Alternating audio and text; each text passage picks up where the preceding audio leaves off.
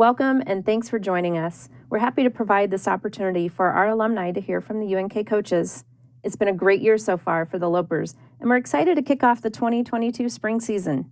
We'll be joined by head coaches Katie Ackerman, softball, Brady Bonsall, men's and women's outdoor track and field, Sean Rodehorst, women's golf, and Scott Schaefer, women's tennis. Each coach will share a little bit about their teams and the upcoming season. And to help us kick everything off today, it's my pleasure to welcome UNK's Athletic Director, Mark Bauer.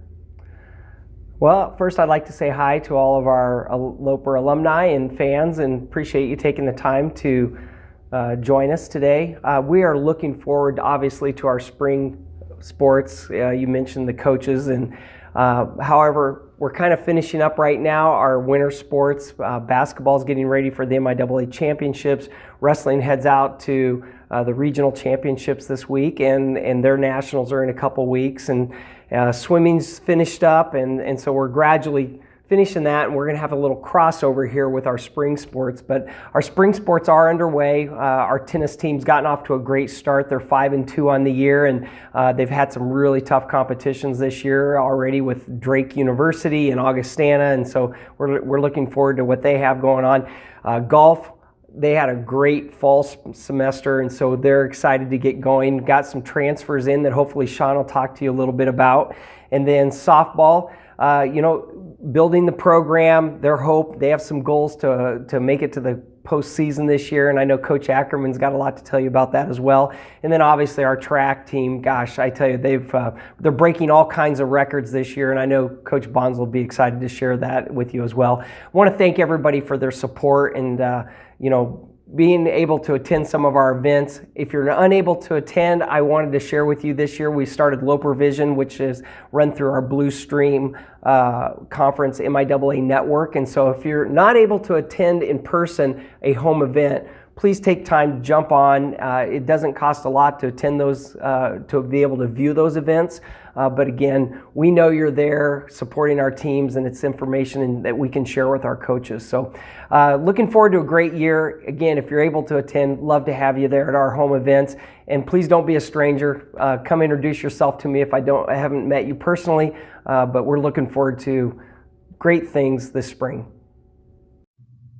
Sean Rodehorst is a Kearney native and was hired as head coach of Loper Women's Golf in August 2017. Coach Rodehorst golfed at Concordia University and for Kearney Catholic High School. Throughout his years at the helm, UNK Golf has reached the NCAA Central Super Regional, has been regionally ranked, and set numerous team and individual records, and multiple players have been honored with All-Conference and All-American awards. The Lopers start their spring season in March. Welcome, Coach Rodehorst. Thanks for having me. Give us a little highlight as you're getting ready to prepare for this spring 22 season.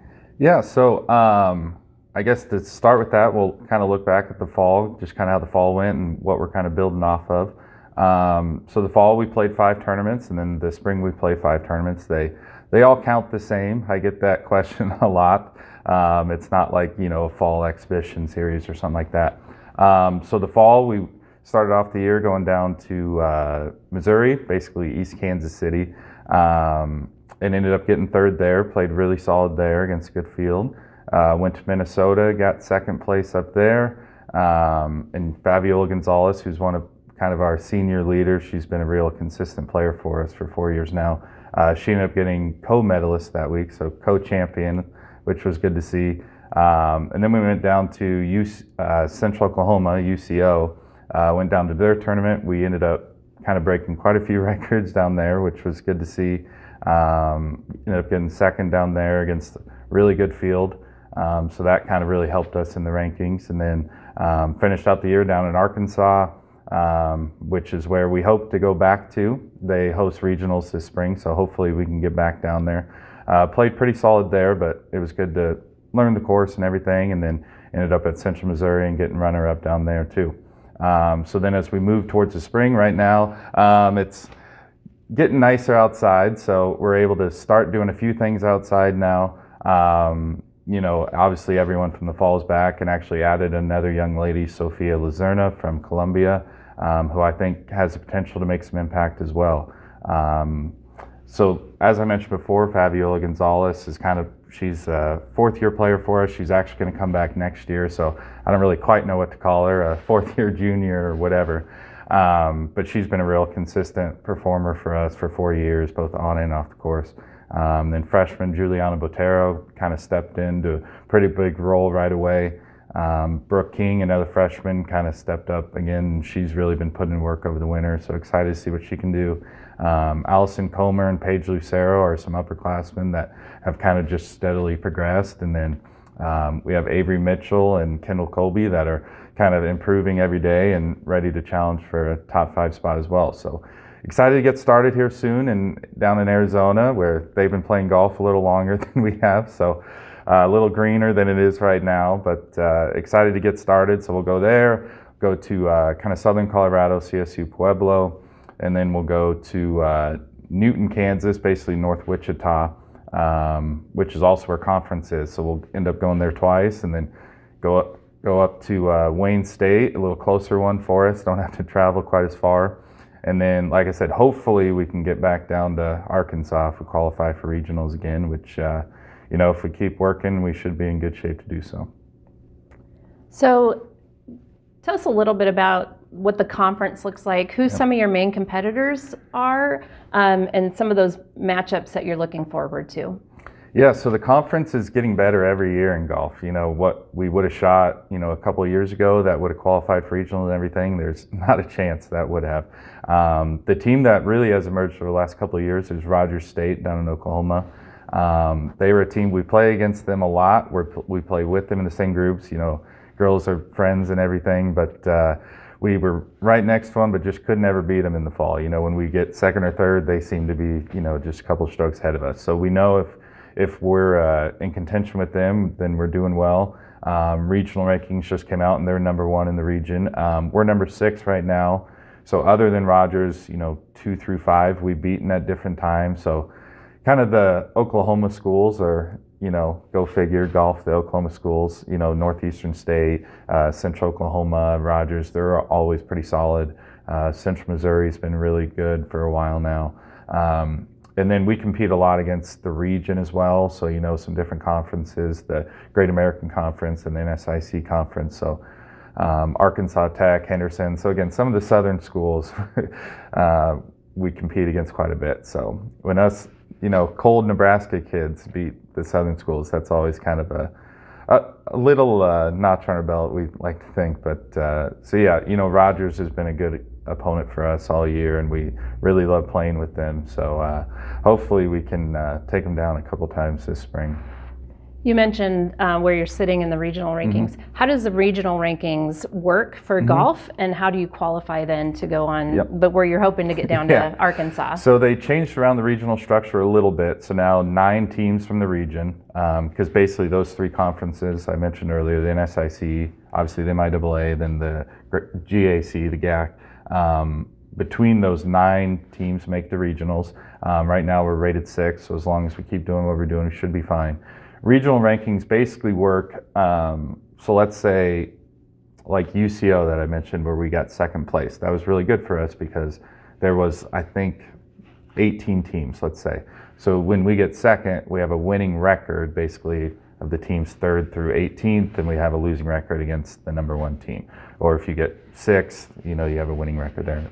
So a lot of it is kind of your head-to-head winning percentages, and then, okay, because we don't play against the same teams every week. So, hey, we have a winning record against this team who has a winning record against this team. And so it's kind of a lot of that, but really it's who you beat and where and kind of the timing of all that. So big tournaments this spring. Since we're going down to Newton, Kansas, as I mentioned earlier, Newman hosts that. We go there twice. So the first Newman invite, a lot of teams will be there, since conference will be there as well. So those 2 tournaments, at that course will be pretty big for us, which we played there in the past and played solid. So hopefully we can keep that going. How does that play out for individual versus team? Yes, so you can qualify individually to regionals. And then at nationals, it's 9. So like I said, 9 teams make the regionals. and then from there, the top 3 teams make the nationals, and then the top 3 individuals who weren't a part of those teams also qualify. There's only a handful of kids that qualify for regionals that aren't, a part of a team. So we're going to hopefully just qualify as a team and not have to worry about it. But then there is potential for just individuals to go. So hopefully we can get everyone down there. But yeah, we'll just kind of see how it plays out. But yeah, so golf is kind of one of those interesting sports where you're competing individually and as a team. So there is kind of that aspect of it. But like I said, hopefully we can do everything as a team and just kind of not worry about it. So right now in Nebraska, it's been very dry. Mm-hmm. Where are you able to practice? And are you able to get on any courses? Because I know a lot of courses right now don't want anybody Yeah. on them because it is so dry and they don't want to tear up the grass. Yeah, it's been unusually warm. All things considered, if it was 50 degrees and it had snowed in December, we'd be playing every day. They are kind of discouraging play right now. So down at Awarri, we can still get out a little bit, just not do much on the greens and everything. They're trying to protect that. And then also down at Awarri, we have the indoor academy, so we can still get a lot of good work done. And also now have a new launch monitor as well, so we can kind of do some different work. Even here on campus, we have a small space. The days where it does get pretty cold, which hasn't been very many this spring, which has been nice. We can head into it now with the launch monitor and still get some good work in. Obviously, we'd like to get outside, but I think we almost wear it a little bit as a badge of honor that all these Southern teams are practicing, we're not, and that we can still compete with them, and we've proven that in the past. So yesterday we got outside a little bit, and then today's pretty nice. So hopefully we can get out there again and at least just hit some different shots and things like that. And when we go to Arizona here soon, we go down a couple days early just to make sure. Just the little shots, our swing and our putting strokes and everything is in good shape, but just the little touch shots around the green and things like that, just get that little bit of extra work in. And so we'll be prepared. Is there anything else you'd like to share about the team or your upcoming season? Yeah, just really excited about these girls. They make my job very easy. We actually really don't even have to do a ton of forced team bonding or anything because they all live together. They all already go out to dinner together. They just sent me a picture this morning after workouts. They kind of had they call it a family breakfast and everything. So they make my life really easy, and they're a great group of girls. And all 8 of them will be coming back next year and add a couple newcomers in. So I think they're good players, and I think you see that, but I think part of that is because they get along well and they push each other. They're not necessarily fighting each other or getting mad at each other because they took their spot or anything. So they're a joy to coach, and I'm happy that all of them come back next year, and we'll just see what we can do this spring and just keep getting a little better every day, and we'll see what happens. Thank you so much for joining us, and we really appreciate it. And we wish you the best of luck as you roll into your spring season. All right, thank you. Go Lopes. Scott Schaefer joined the UNK tennis program in the summer of 2013. He served as the top assistant for UNK for 6 years before being elevated to head coach in the summer of 2019. Coach Schaefer's teams have reached the NCAA tournament multiple times, with several players earning individual honors. Coach Schaefer is a United States Professional Tennis Association teaching pro and is a teaching professional with the Kearney Tennis Association. The women's tennis team is off to a great start so far this season. Welcome to Coach Scott Schaefer. Thank you very much. Thanks for having us. So let's get started. Our season is unique in that we have both a fall season and a spring season. The fall season is called our non-championship season. It's about a month long, and it's great when you have a lot of new players on the team, as we do this year. We have 5 new players, which I'll discuss a little bit more later. But we have an opportunity to go compete, and it's good for me to get to know my new players, what they do well, what we could work on, and get them a little taste of competition. And that went really well. We went down to Colorado, as we do every year, and we played 3 different teams, and we won all 3 of those matches. We also participated in the invite that was hosted by Creighton University. So we got to see more levels of players there. And then finally, the fall season ends with a trip to Oklahoma for what's called the ITA tournament, which is great. It's all the teams in our region, which is over 20 teams, and they put all together in one large draw, and the winner of it actually gets to go to nationals. We didn't make it to national this year. However, again, it's a great experience, and it's great for the girls to get to know, what college tennis looks like, and for me to better understand, what we need to work on. So tell us a little bit about your spring season and what's coming up. Yeah, so spring season just got underway. We started off playing against a Division I school just a weekend ago at Drake University. We played first one to get 7 points. Well, they got 4 and we got 3. So that was very encouraging. And then just yesterday, I returned from Springfield, Missouri with the team, where we go every year. And you mentioned in my bio, with 6 years as the assistant and now 3 as a head coach, we've gone down to Springfield, Missouri for 9 years. And the last 8, we've come back with a loss to Drury University. And yesterday we played them again for the 9th time, and as the old saying goes, no one beats the Lopers 9 times. We not only did we beat them, but we beat them by the score of 7-0 yesterday. So it was a very emotional day. It was just a lot of things got us to where we are today. A lot of it has to do with our administration, the athletic department, and the support we get from, both our fans, but also donors that put us where we were yesterday to come home with the 7-0 win. So it's perfect lead up for this weekend, where we travel up north. You notice the theme here, we travel a lot.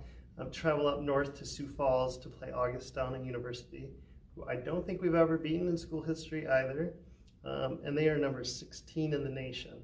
So the team is very, very excited, and I think Augustana's, the secret's out, that we're a lot better this year, so we're really excited to see what can happen this weekend. So eventually you do get to come home. And so when you have a couple home matches, where can people watch you?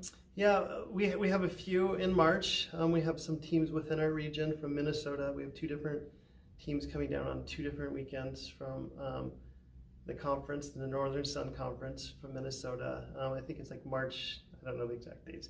I think it's the first week in March and the second week in March. And then as we get to the end of March, that's when our conference schedule really gets going. And like any other, you switch home and away. So last year we had a lot more home, but this year we host 3 of our conference opponents, in March and April. And where do you play at in Kearney? Yeah, we play at Harmon Park, which is a beautiful facility, city-owned property that's, so well taken care of. And then, of course, if we do have matches in March, so this is Nebraska, that there may be some weather. In the past, and I guess currently, we would go to Grand Island to play those matches because we don't really have suitable facilities for matches. However, as you know, later in March, we are expected to open our new indoor home, which has 6 brand new indoor courts. So our schedule is going to start looking different. It's going to be less of us going on the road, and it's going to be more bringing teams here, in the February months who want to play, but they also have weather that doesn't make it possible. So now they're more willing to come here, so that's going to be exciting. And that new facility is at University Village. Yeah. Okay, if you would share some highlights about some of your team members. Yeah, this year we have 5 new freshmen. We have a team of 10. We have 2 new international girls on the team, as well as 2 Nebraskans and 1 from Colorado. Lexi comes from Colorado. She has family from Nebraska. Her dad grew up in the Lincoln area. And I think that was a big draw for her to be close to family. They come to a lot of our matches. And Lexi was a state champion in the state of Colorado. And, she brings a lot of experience playing outside of high school tennis. And she's been a great addition. Additionally, last year's Nebraska Class A state champion, Claire Plocky, is on our team. She went to Pius. So sometimes people say, "Oh, where are all the Nebraska girls?" And I say, "Hey, we got the best Nebraska girl of last year. She was the state champion. She's currently around number 7 on her team, but it's a long season and things change, injuries happen, and I imagine she's going to get some playing time. We have a walk-on from Hastings named Mercy Hood, who's a great student and a good tennis player. And then, as I mentioned, 2 international girls. One's from Belarus, Masha, and the other one is Narendra, and she is a triplet, and she's from Madagascar. So she has helped us round out our nation, our continents. We now have 5 continents represented on our team of 10. And in addition to our newcomers, we have 5 returning players, and we're a very young team. We do have 1 senior from Lee Summit. We have a junior from Lincoln, Nebraska. And then last year we brought in 3 international girls. Jasmine's from Mexico, Melissa's from Colombia, and Mia is from Kyrgyzstan. And last year there were some challenges with last year. COVID caused a situation where one of the players chose not to play. She chose to opt out, which was fine, but it made it hard because when they opted out, they still got to keep their scholarship. So I wasn't able to really replace her. And then we had another girl who unfortunately did not stay on top of her academics and became ineligible. I think the experience of last year all culminated this weekend because those girls that are sophomores who lost a lot last year, they're so hungry to win and to prove themselves. And it's just that energy just carries over to the whole team. And it was a really fun experience to be a part of that yesterday because just, like I said, just so much from last year, and then the new girls getting to see what it's all about. So tell us a little bit about the matchups that you're going to see in the conference this season. Yeah, as you know, we play in the MIAA, which is one of the very best tennis conferences in Division II in the nation. UCO is in our conference, Central Oklahoma, and I think they're currently number 3 in the nation. We also have, Washburn and Northwest Missouri, who every year are, in the top 25 rankings. So it's exciting for us to look forward to the conference matches because we know they're going to be good, and that's all you want as a coach, is you want good competition to give a good experience. But additionally this year, because I had this hunch that we were going to be a lot better this year, I went out and scheduled us some more challenging opponents. We're going to spend a little bit of our spring break down in Texas and Oklahoma. We're going to play Angelo State, who's also in the top 25, who I think our football team played. And then we also are going to play Cameron University, and we're going to play Midwestern State. So we've made a very challenging schedule for ourselves, but as I said, I felt like I was hopeful that we were going to be ready for that competition, and already I'm glad that we have created such a challenging schedule ahead of us. So tell us just a little bit more about the new tennis complex that's happening at University Village. Yeah, the new tennis complex at the University Village is going to forever change the women's tennis program. Just the access, in terms of court time and availability and its location, that's going to let us practice all the time. In the past, we've had challenges because of conflicting schedules, or we can't be in. And sometimes it was really a challenge because we would have to get in a van on a Wednesday night and drive out to Grand Island, just to get a good practice. And so in addition to what it's going to do for the current team, already with the recruiting component, and as we kind of alluded to, we addressed that we're going to start getting more teams to come here. And that's going to be great for the Kearney community. I'm telling the coaches, bring your men's team. Yeah, we don't have a men's team, but bring your men's here. I'll get other men's teams here, and let's make this area, be what already Kearney is kind of a hub for these surrounding areas to get good competition. So, we're so thankful that, the athletic department and this community has built this, and that we benefited from it greatly. So it's going to be something that is going to, leave a big impression on UNK women's tennis. We thank you so much for your time today and wish you and the entire women's tennis team the best of luck this season. Thank you very much. Katie Ackerman was named the 9th head softball coach in Nebraska Kearney history in fall of 2019. Coach Ackerman played softball for Kearney High School, then Chadron State College. Before joining the Lopers, she was the top assistant coach and then interim head coach at McCook Community College. Coach Ackerman has one full season with the Lopers and one that was unfortunately cut short. This year's team has already kicked off their season in Texas, Oklahoma, and Kansas. Welcome, Coach Katie Ackerman. Thank you for joining us today. So tell us a little bit about this upcoming season. You've already started and you've had a few weekends under your belt already. Tell us a little bit about how the spring season has started and what you're looking forward to. You know, it started a little bit rocky to say. We felt like we were probably one of the most prepared softball teams UNK's ever had based on weather, because this is the first time I think we've been outside for the first 3 weeks for preseason. So we felt we were pretty prepared going into season. Unfortunately, we've kind of made some mistakes, and I think part of that is due to we just have half our roster is almost brand new. We have 10 freshmen that are coming in and 1 transfer. So out of 25 of our kids, 11 of them are brand new. So we're still trying to build relationships, still trying to have that connection on the softball field, which I think is just causing some of that.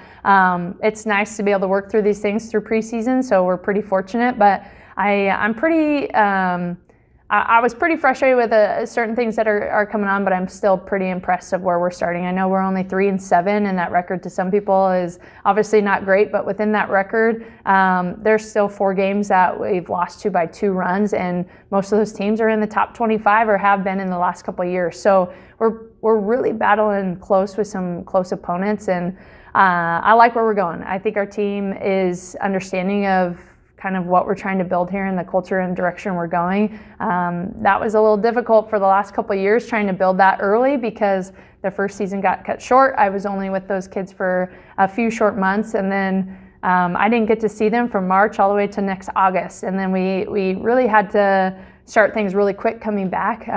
Went through COVID protocols and all this, just different regulations. Our season got cut a little bit shorter than we typically have. So again, we went through a whole season last year where we faced a lot of challenges. So to really build those relationships and get our culture going in the right direction was tough.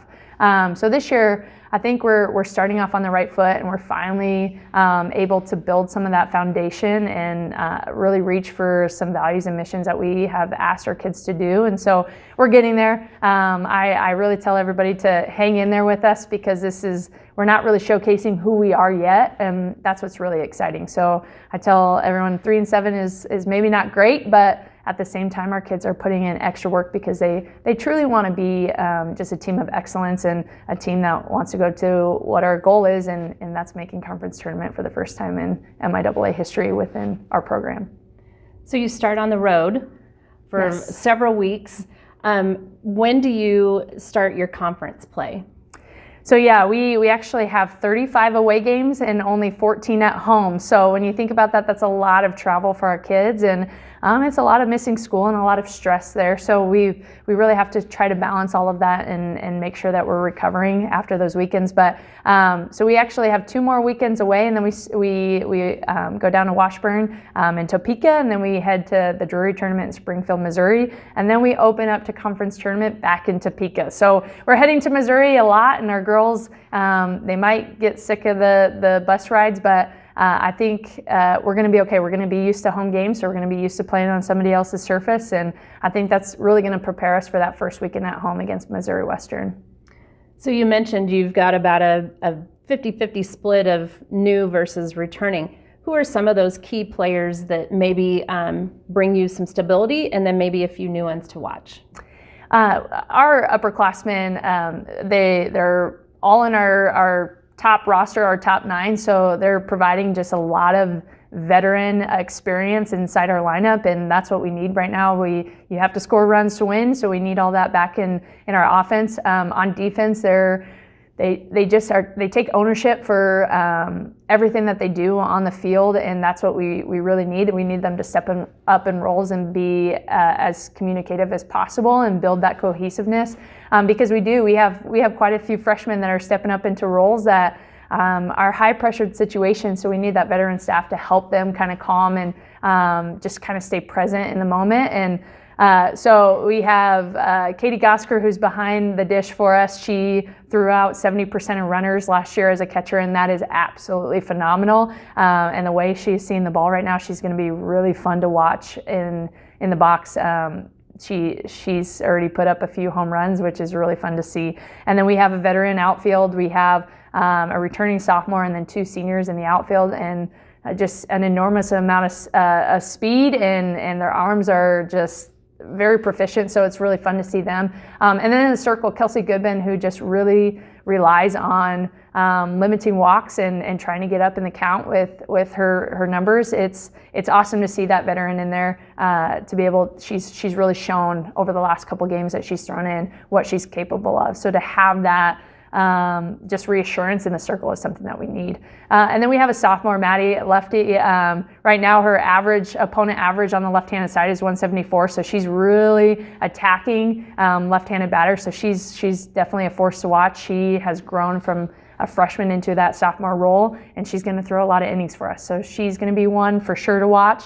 And then we have a lot of freshmen who are stepping up in roles that we're asking them to be. We have Sydney Thomason out of Rapone, California, who is our starting shortstop. She also pitches, and she's going to hit a lot for us. So a freshman, that's a lot of asks that we are asking her to do, and she's got multiple roles on the team, but she's balancing those really well. Lindsay Roth is another freshman who is from Lincoln North Star. She absolutely swings the bat with power. She's already hit 2 home runs as a freshman, and she's going to be one that's to watch. We have other freshmen that are capable of coming in, and they have speed. They have the ability to just play defense if we need them as a reliability out there, and they're just stepping up into roles when we ask them, and that's what's really exciting to see. So as you get into conference, who are some of those matchups that might be a fun or interesting matchup for you, or some of those games that you really look forward to? UCO is always a big one. Central Oklahoma is always in the top of our conference.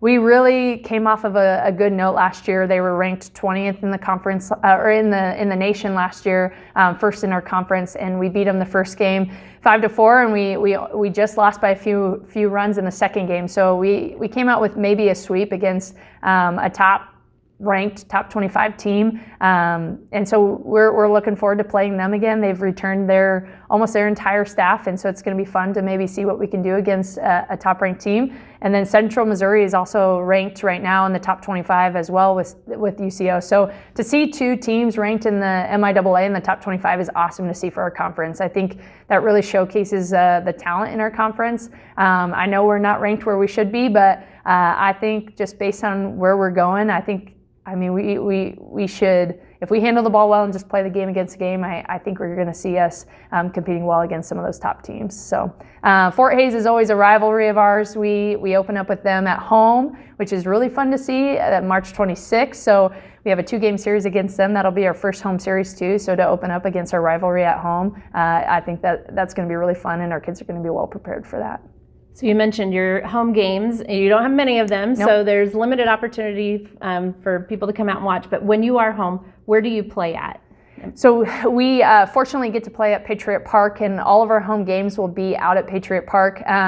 Kearney Crush is a youth organization in town, and they usually typically have a tournament during our senior weekend. And one thing that I am truly blessed is the relationships we've built with them. And we're actually going to play during their tournament. So while the youth is playing, we'll have a collegiate program out there playing at the same time. And I think it's just going to be a really fun atmosphere for that. And on a senior weekend, and having some of these youth involved in that game, I think it's just going to really set the tone for those home series. But yes, we only have 7 days at home, 7 days, 2 doubleheader games at home. So you're going to have to make sure to watch our schedule and make it to one of those, because they're going to go by really fast.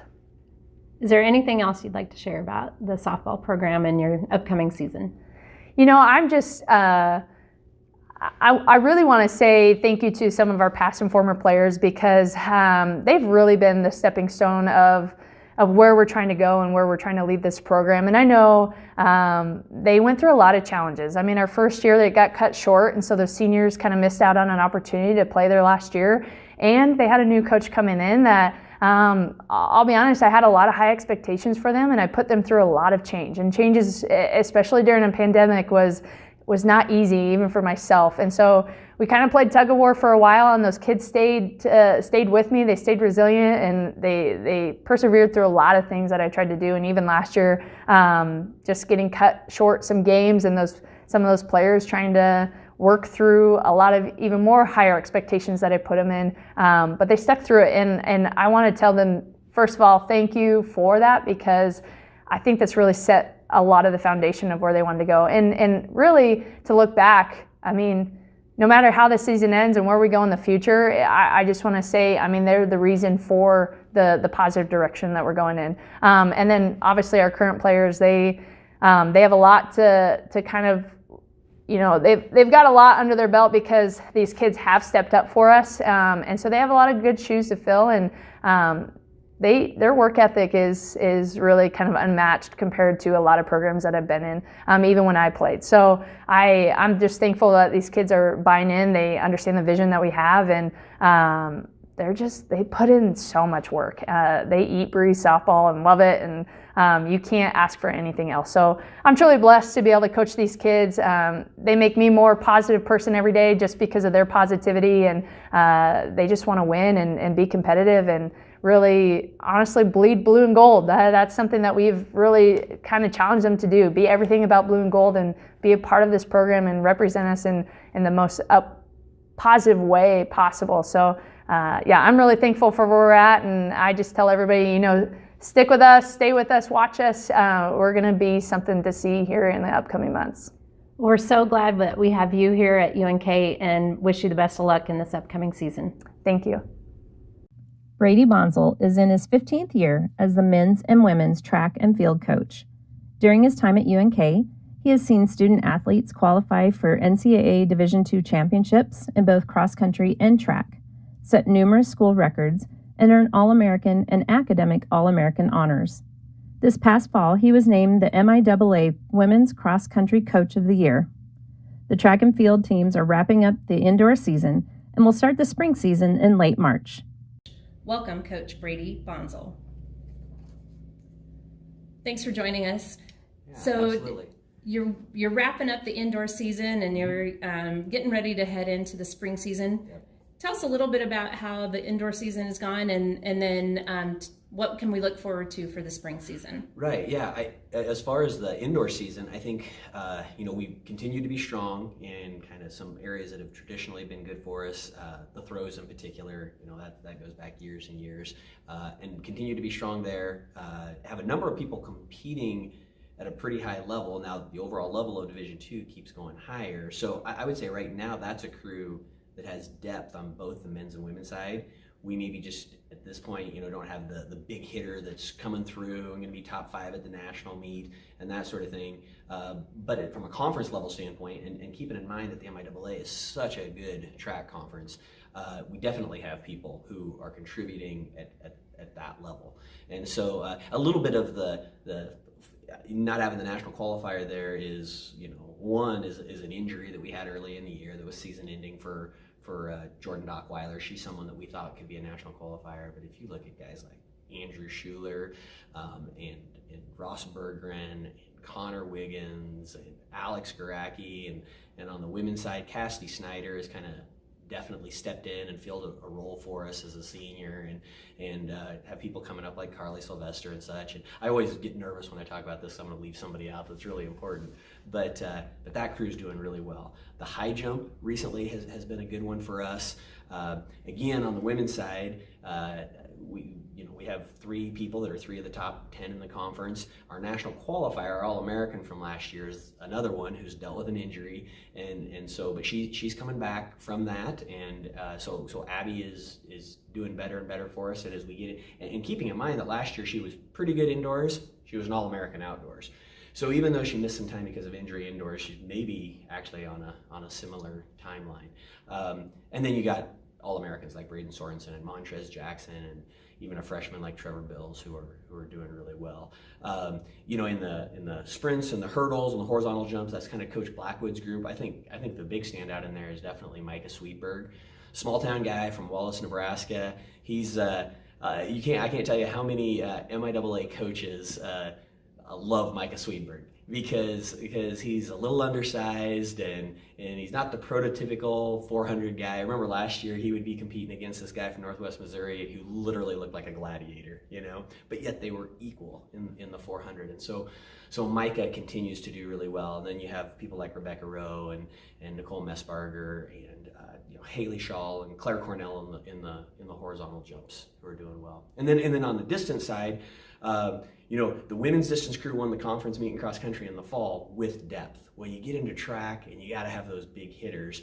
So we've got a ton of people who are conference level competitive. None of them are dominating right now, but it's a group that is continuing to make progress. And we've got 3 COVID seniors and 2 other seniors in that group kind of leading the way. But we got younger ones like a Mara Hemmer who really struggled in the fall, who's doing a great job in the middle distances, 800. I'm really looking forward as we get to the outdoor season to see what her 1500 is like, because I think that could be a good area for her. And then the guys mid distance and distance has been just really strong. And if you look through the years of history, and I go back to the distance crews that are my age, the early and middle 90s and that sort of thing. I feel like this crew compares pretty well, because I know those guys, and those guys are some of my friends from that era and such. And this crew is doing really well. Probably a little more middle distance than longer distance, but we've still set school records in the 5K and the 3K. Haven't gotten the mile school record yet this year, but we've got 4 guys at 4:10 or faster from the indoor season. So as we look ahead to the outdoor season, I think they can do really well. And then the 800 group is probably, I kind of save them for last. That's probably heading into the outdoor season, if we can keep everybody healthy, the strongest group on the team. But yeah, they're all progressing, moving forward. Just track teams are interesting because, if you're a football team, similar size team, similar number of people, at different points in time, our offensive line needs to be better, but our skill position is really good, or, that type of thing. Well, it's the same on a track team, that sometimes when you have a really good group in an area, well, then that group all graduates at the same time, and then it takes a year or 2 for us to develop them back up. Because I think that is a reflection of who we are as a team, is we have to be developmental in nature. We're not always in a spot where we can have someone graduate and then just replace them with a comparable All-American caliber person. And so all the different groups are at different points along the way with that. But I think that's probably a little bit of a recap of what was going on indoors, but what we can look forward to outdoors. So tell us a little bit about what your schedule is like for that outdoor. Right. Do you jump right into conference, or do you have some other meets? And then kind of how does that season progress? Yeah, the time between indoor and outdoor is pretty interesting because it's a month. But we always, right after the conference indoor meet, we always sit them down and talk about how, week after conference, first 2 or 3 days, get some downtime, recovery, probably start into training again by the end of the week. The next week, indoor national meet, coaches are only here a couple days, and then you're on your own the rest of the week. Week after that, spring break, and host 3 straight days worth of high school meets. Week after that, first outdoor meet. So it's 4 weeks, but it's 4 weeks where it actually puts a lot on the athlete, almost to the degree that it is over winter break of, hey, when we come out of this phase, we're right into competition. So it's that balance of getting some mental rest and even some physical rest and get recuperated from injuries and that sort of thing. But also, if you're healthy, get some work done. And so that's what that month looks like. The schedule that you'll see like on lopers.com and such right now is pretty solid, I would say, for the first half of the outdoor season. We'll take a group down to Emporia for the Emporia relays. That honestly, the size of group we take is always dependent on weather. That's an early season meet that is helpful, but we don't have to have it. So if the weather's great, we'll take a full team. If the weather's iffy, we'll pick and choose who goes to that one. Then we have a home meet, followed by a big meet down at Wichita State, followed by another home meet. When you get to about that point in the schedule, there's some things that might change on our schedule that we've been talking about as a staff. And part of it is you're in June and July coming up with what your track season is going to be in April and May, and then weather impacts that, but now COVID impacts that too. So we didn't necessarily know, and we're just starting to find out information about maybe some of the bigger, more elite meets that sometimes we have to send people to help them get qualified for nationals. Are those meets happening? what do the protocols look like? How is this going to work? So we might tweak a few things in the second half of our schedule, but honestly, that happens every year anyway, because weather forces us to tweak things as it goes along. You mentioned you have a couple home meets. Mm-hmm. Where can people come out when if they want to come watch? Yeah, so we kind of we share with Kearney High. Now I think share meaning it's their facility and we get to use it. But back when they built that 5 years ago, UNK invested some money in that with paying for a steeplechase pit and hammer cages and javelin runway and even part of the track shed. But it is nice to partner with them. I think about the same time one of our MIAA counterparts, one of our big rivals, put in a brand new facility at the same time. And man, they put in a nice track, and they've got a nice concession and training room area, and a little tiny set of bleachers, and it's out in the middle of nowhere, And ours is also on the edge of town, a little bit out in the middle of nowhere, but it's surrounded by a $70 million high school, and so there's some amenities there, and our ability to host meets really well. Probably is a little bit comes out of the fact that we're working with the local school district on that. So. The facility we use is over at Kearney High. Honestly, it's probably one of the top 10 track facilities in Division II in terms of a place to host a meet. Part of that is the throwing venues and how close they are, and just that the track and field event areas have, in its 5 years, put up some really big marks. And so that first meet we host is actually something we're co-hosting with Hastings College. And what it comes down to is Hastings has been hosting a meet every year, and they like our facility, so they said, how about we come over to your place and host our meet? And so he said, okay, that's great. That early season saves us a little bit of money on travel. If the weather happens to be bad, at least we're at home, is our thought process with it. So that will actually, I think, be a pretty big meet because it's a lot of in-state schools. And so I think we'll get a really good crowd for that. The second one then is our more traditional Loper invite, and that'll be a combination of some Division II schools that come and along with NAIA schools and probably a junior college or two. And honestly, that's a meet that if you ask me 2 weeks ahead of time who's in the meet, and then ask me again the day before the meet, it changes. So, and weather plays a role in that. And so I'll get contacted. If they're having cold weather up north, I'll get a contact from one of the Dakota schools or a Minnesota school wanting to come down. And so that's where we have those. And then we'll have another home meet, small, probably a little bit more low key, but a last chance meet the week after conference outdoor. And that was the weekend last year that we actually hosted 2 meets, back-to-back meets on a Saturday and Sunday. And because of the situation with COVID and who could and couldn't compete against each other, basically the entire MIAA conference came to that meet, and it was absolutely incredible. We got good weather that weekend, and it was really incredible what happened out there on that weekend.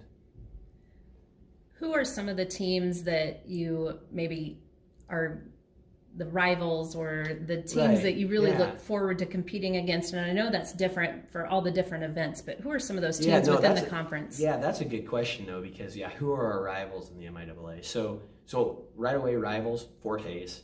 That doesn't change. So Fort Hays, in all honesty, because our staff and their staff get along with each other really well. We go to each other's meets, but it's sort of like that. I almost consider Fort Hays like your brother, who you care about him and you're friends with him, but when you compete against him, you want to destroy him, right?